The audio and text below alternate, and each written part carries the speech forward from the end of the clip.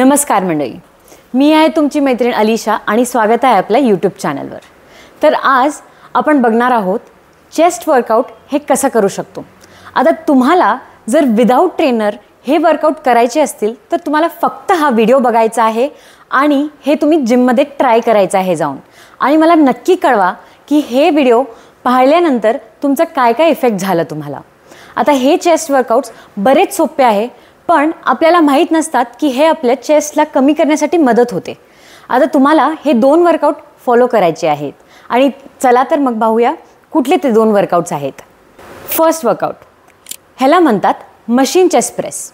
आता machine chest press बऱ्याच लोकांकडे बऱ्याच जिममध्ये अवेलेबल नसते, तर हे लक्षात घ्या, ह्याला आपलं सबस्टिट्यूट सुद्धा आहे आणि तो म्हणजे इन्क्लाइन आणि डिक्लाइन चेस्ट प्रेस। हे जरी तुम्ही फॉलो केला तरी चालतील, पण हे जे मशीन चेस्ट प्रेस आहे, जर तुमच्या जिममध्ये मशीन चेस्ट प्रेस असतील तर तुम्हाला लक्षात घ्यायचं आहे हे वर्कआउट कसं करायचं आहे। आता ह्याला तुम्हाला वजन खूप कमी ठेवायचं आहे आणि ह्यामध्ये जास्तीत जास्त प्रमाणे तुम्हाला तुमच्या फॉर्मवर फोकस करायचा आहे।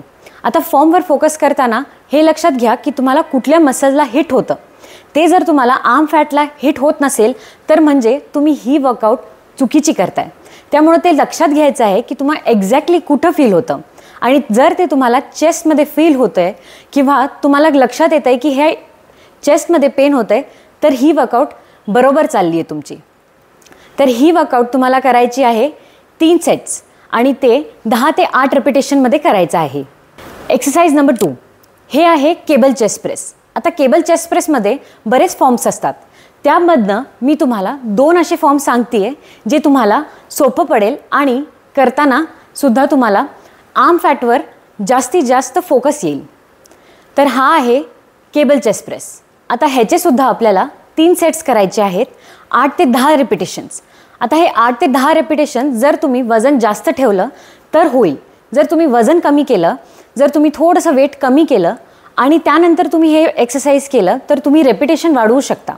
आता हे जर तुम्हाला रेपिटेशन वाढवायचे असतील किंवा तुम्हाला हे सेट्स जास्तीत जास्त करायचं असेल तर तुम्ही ह्याचं वजन कमी करून ठेवू शकता।